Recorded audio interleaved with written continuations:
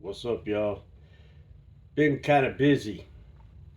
Got some business opportunities been taking advantage of, trying to. The weather's been holding me, but this one I run across is 3 weeks ago, and this tells a little story that everybody needs to see. Check it out. The Jews are occupiers of a land not their own. The Palestinians are indigenous. The Jews, mainly from Europe, came and stole the My land and TV they messed occupied up. it. And that's the story we're told. Ben Shapiro digs deeper into the founding of Israel, what happened really in 1948 and just prior and just after, because the facts tell us a very different story. And facts and knowledge are power. So let's have a look at what Ben says because he exposes the lies that we're told. The Arabs side with Hitler. Okay, during World War II, you have Hashemina al-Husseini. He is the Grand Mufti of Jerusalem, one of the Palestinian leaders at the time, the Arab leaders at the time, and he was literally meeting with Hitler, attempting to encourage Hitler to establish a final solution in the Holy Land should the Germans be able to conquer that area, which the Germans came pretty close. I mean, you had Rommel literally in Egypt, right? Rommel was over here. Okay, so fast forward, you're now after World War II. Still, the British mandate is limiting the amount of Jewish immigration into British mandate Palestine because they're attempting to keep this conflict between the Jews and the Arabs simmering at a lower level. Okay, 1947, there's a UN partition plan because now the British mandate in Palestine, they want to end it, they want to withdraw, they don't want to be there anymore. So the UN says, okay, we're going to vote on a partition plan. It retains Jerusalem as internationally governed. Okay, so it would not have been Jewish territory or Arab territory. It would have been internationally governed. It's just this fragmented, ridiculous state. Okay, the state for the Jews would have been like a slice here, a little bit of a slice of the coastal area here, and then the Negev desert down here. The Jews are like, give us whatever you got, right? Whatever you're going to give us, we will take. The Arabs instead decided they're going to launch a bunch of low-level conflicts. So there's this kind of low-level quiet war that's going on for about a year with Arabs attacking Jewish settlements and attempting to kill Jews and Jews attempting to defend themselves. May 14th, 1948, the British mandate officially ends. Israel declares its independence. Right? This is Yom HaAtzmaut, or as the Arabs like to call it, the Nakba. Right? They call it a disaster that Israel was established. The leader of Israel at this time is David Ben-Gurion. Ben-Gurion is no right-winger. He's no hardcore right-winger. Ben-Gurion was a labor socialist. Ben-Gurion was very much in favor of a wide variety of negotiations. He was quite anti-religious in sort of his own persona, but he understood the necessity of there being a Jewish state. In their founding documents, they asked the Arabs to stay. If you read the Declaration of Independence of the State of Israel, they explicitly say, we want to be a state for all of our citizens. Yes, we're a Jewish state, but we want Arabs to stay. We want them to become citizens. Instead, all of the surrounding Arab countries declare war. Israel is surrounded on every side by hostile states.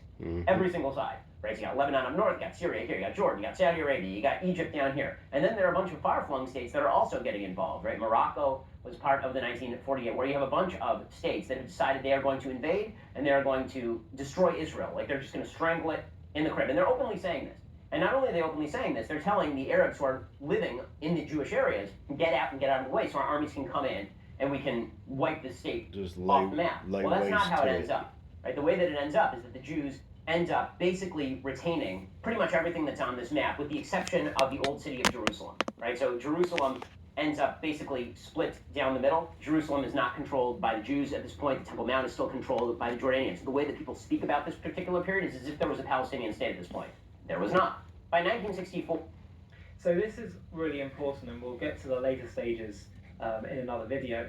But what he's saying is so important to remember. The displacement that occurred when the Arabs said, we're not going to accept a Jewish state. So this whole notion that the Jews came in, threw people out, and occupied a land not theirs, it's a lie. Yeah. Jews were living there. They've been living there for 2,000 years or more, and they maintained a presence there for the entirety of their exile. Even most of them were scattered, but slowly, gradually started repurchasing land, to the extent that Jerusalem became majority Jewish by the late 1800s. And yes, there are Arabs living there because there was Islamic and Arab conquests of the land in about the 7th century, and they in many ways were occupying a land that was Jewish, but fine. The Jews that were slowly returning were saying, okay, so look, let's divide the land. It's not like you created some independent national state where you had your own identity. You all identified as Arabs, really, as part of the greater Arab region. So we feel our... Wait, y'all, check this out. This is JTV. You see it. And it's on YouTube. There's a lot of information, and what he's talking about here is that, you know, Arabs and everybody else can go into Israel, you know, no problem. But any Israelis go into Arab areas or what, they're killed.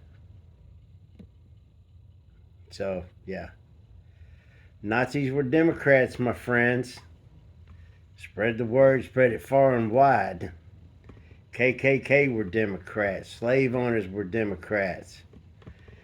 And if you didn't know much about slavery, well, there were more white Irish children in the textile factories in the North, Democrat owned, and more kids in there than there were blacks in the South.